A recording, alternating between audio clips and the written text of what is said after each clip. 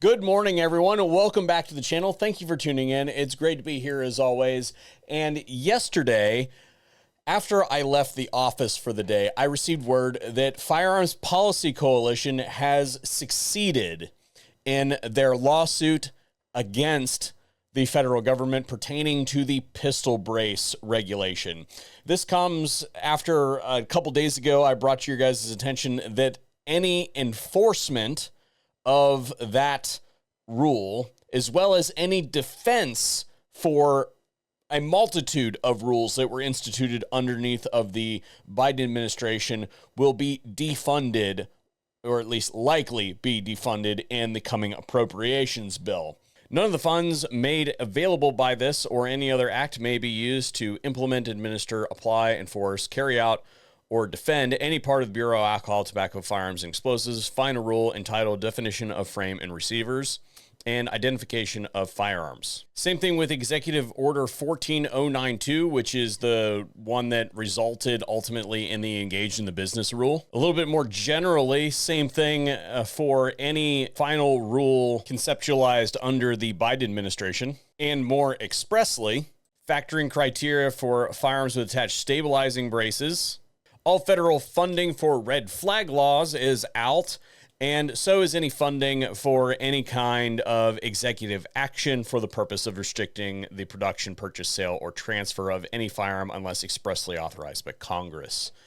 And as a result, we have the news here today, after we hear a quick word from today's sponsor. Today's video is brought to you by First Form. This is a pro-freedom supplement and nutrition company. And when I think of their products for you, I think of adding value to your life. And there is one product of theirs that I use more frequently than anything else that they make, and that is their meat sticks. They have these in an approximately a 20 gram of protein stick. Think smoked meat. Doesn't need to be refrigerated. Eat it on the go when you get hungry. This channel is sponsored by them. I'm literally doing an ad for them right now, and I purchased these. So what I suggest you do is go down in the pinned comment, use the link that I have listed there. That is an affiliate link. It generates sales for the channel, and let them know that I sent you.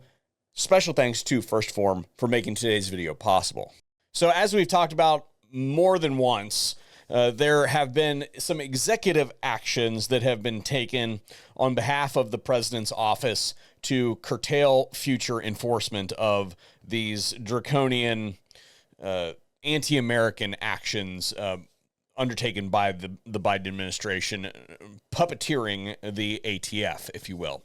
And many of those, including the frame and receivers rule, the pistol brace regulation, engaged in the business rule, will likely be codified by the appropriations bill. We'll see how it shakes out, but basically what is stated in the appropriations bill is that not only are we not going to enforce these, but we are not going to provide any monies for enforcement of these sort of things. And crucially, prevent them from being defended. And what that means is that if somebody sues or is currently suing the government over the efficacy of those regulations, then they can no longer use any funds to defend it in court, which means that the DOJ is unable to furnish attorneys to be able to do anything on those cases.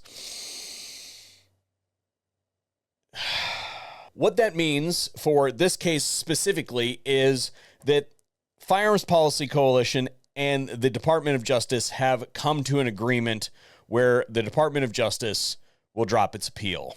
William T. Mock et al., plaintiffs, appellees, Bondi, U.S. Attorney General, defendants. The parties hereby stipulate to the dismissal of this appeal, with all parties to bear their own costs. Plaintiffs retain the right to seek attorney's fees in district court, including attorney's fees incurred on appeal. I have two takes on this. First of all, from the perspective of Firearms Policy Coalition. I'll make that deal. How about you, Udovich? You make that deal? I'd make that deal. I don't blame you. Damn good deal. And allow me to explain why. Currently, as far as the posture is concerned, this is going to the Fifth Circuit. The district court said FPC is likely to succeed on the merits of their case, and therefore we have granted a preliminary injunction preventing the government from enforcing this, but it has also been vacated.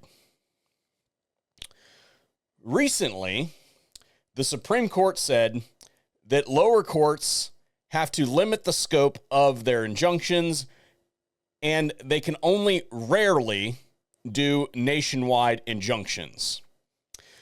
So what that means is that the chance that that injunction might get muddled with is higher than we originally thought it would be, given the recent guidance of the Supreme Court, which I do not agree with, but hey, whatever. But that vacatur is still in place. While we are unlikely to get a nationwide injunction in the future, the current injunction is still in effect and the vacatur is still in effect. So instead of muddling with the government's future chances to be able to do this, let's just go ahead and leave it where it is with FPC in the W column, and the government is just going to kind of give up on its chances to change that any. And what that effectively does is mean that, is the door open for this to happen again? Yes, it is. But they're going to have to start from scratch, completely over, when the next anti-gun regime comes into power. I don't like that situation, and I'm not really that mad at FPC over this. You'll be shot for this? Nah, I don't think so. More like chewed out. I've been chewed out before. Ultimately, it isn't FPC's job to support and defend the Constitution of the United States.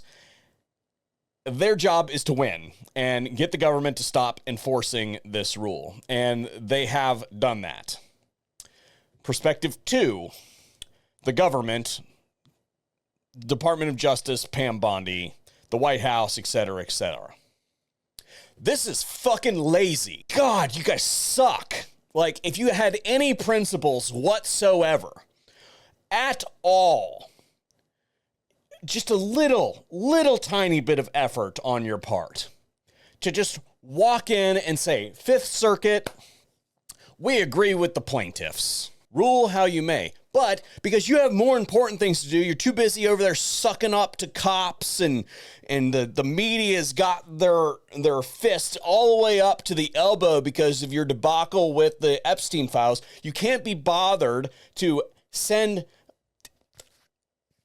not even the B teams, send the E team to the court. Send one of your law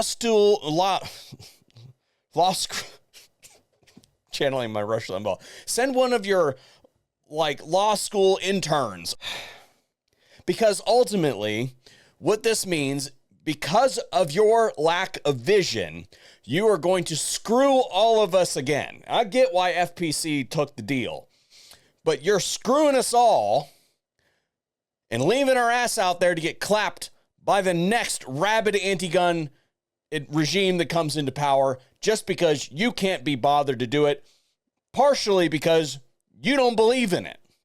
You just want it off of your desk. And this is a cheap way to say, look what we did, folks. We're getting our asses handed by us by everything else because we'd have no idea what we're doing. But look, you don't have to worry about the pistol brace rule because of this thing that we did.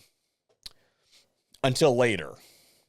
The bar is set so low these days for good news that while I'm pissed off at the government over this for their lack of vision, ultimately, good job, FPC, getting it over the finish line. And I guess for now, we get to close the cover on this one.